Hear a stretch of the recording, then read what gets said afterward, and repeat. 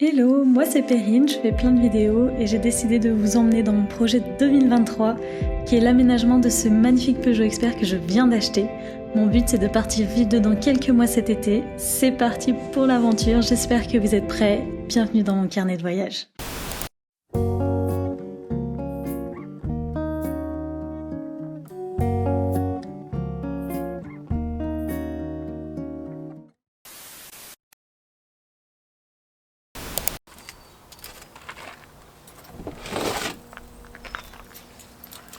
Je vais vous montrer mon van comme il est. Donc depuis quelques jours, j'ai fait un petit peu de travaux. Youhou! J'ai démonté ma première vis. J'ai enlevé pas mal de petits trucs qui me plaisaient pas. J'ai enlevé des vis, des clous, des barres, il y avait des petites tablettes que j'aimais pas trop. J'ai récupéré des charnières, enfin voilà, j'ai fait des petits trucs. Ça, c'est le avant du van. Et je vais vous expliquer les petits travaux que j'ai envie de faire. On a à gauche un lit. Donc c'est un lit peigne qui s'ouvre jusqu'au bout et se referme. Donc mon projet c'est de recouvrir les mousses. Cette étagère, j'aimerais bien déjà la poncer, la nettoyer, peut-être mettre des bois sur les côtés pour recouvrir et mettre ici des tiroirs, enfin faire des trucs comme ça. Et ici nous avons un petit caisson. Bon voilà, il est très bien pour quelques jours de voyage, mais moi pour ce que j'ai envie d'en faire, j'aimerais bien le modifier. Donc là, il faudrait que je ramène le caisson jusque là. Et j'aimerais bien en faire un coulissant, donc on peut tirer et ouvrir pour cuisiner. Donc ici il y aurait mon gaz, mes plaques, mes ustensiles de cuisine.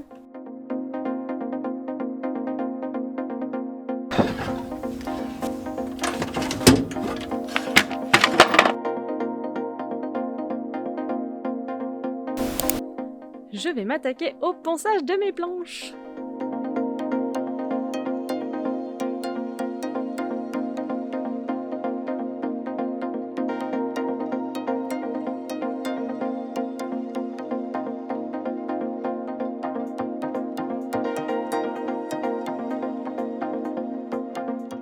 Après le ponçage, il fallait protéger le bois. J'ai pas opté pour un vernis, j'ai opté pour une huile que mes parents ont utilisée pour le parquet dans toute la maison.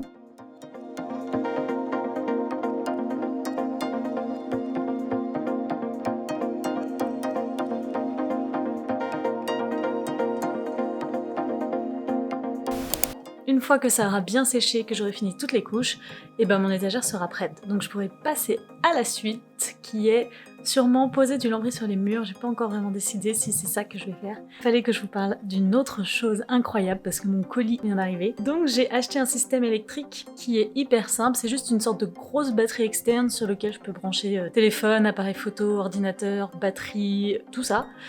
Et des panneaux solaires que je peux ouvrir et brancher du coup à cette batterie.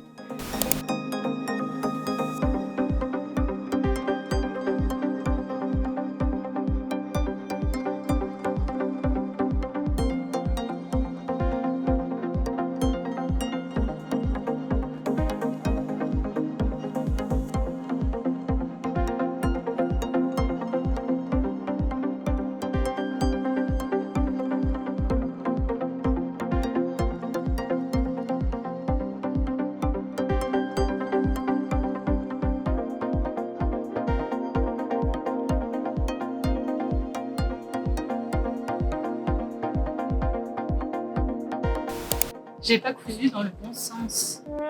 Voilà. Oh la nuit. La nuit il est bon. Mais il est faut tout refaire. J'ai la flemme. Ça va pas du tout.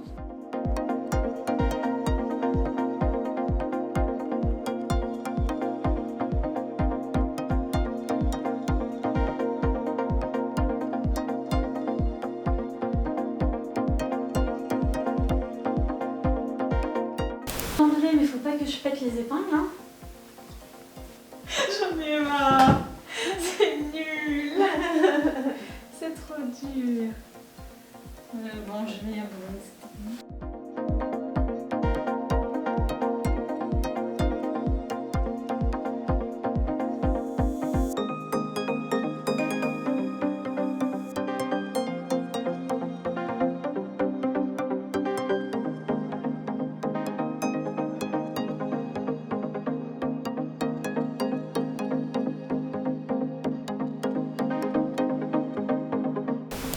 Attention, démonstration.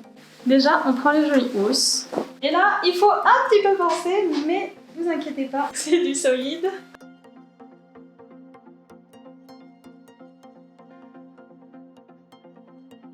Et là, on a une superbe housse blanche magnifique.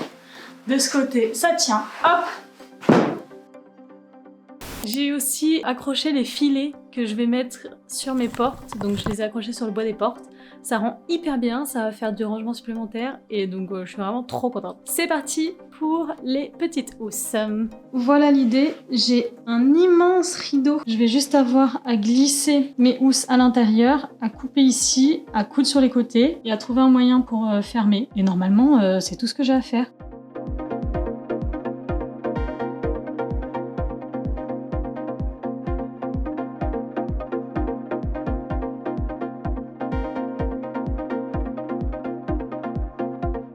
Je vous ai même pas montré les housses finales que j'avais cousues, donc j'ai mis 2 jours pour les faire. C'est tout fait main, c'est tout fait maison, donc il y a des petits défauts, mais bon, c'est ça qui fait le charme de ces housses. Donc là, nous avons du gris et c'est réversible en bleu. Et celles-ci, elles sont toutes blanches, trop belles. Un tissu doux, trop agréable, et là c'est du lin. C'est dans mon canapé. Je viens d'aller chez un serrurier juste à côté de chez moi pour avoir des infos parce que la clé que j'avais, elle était toute défoncée.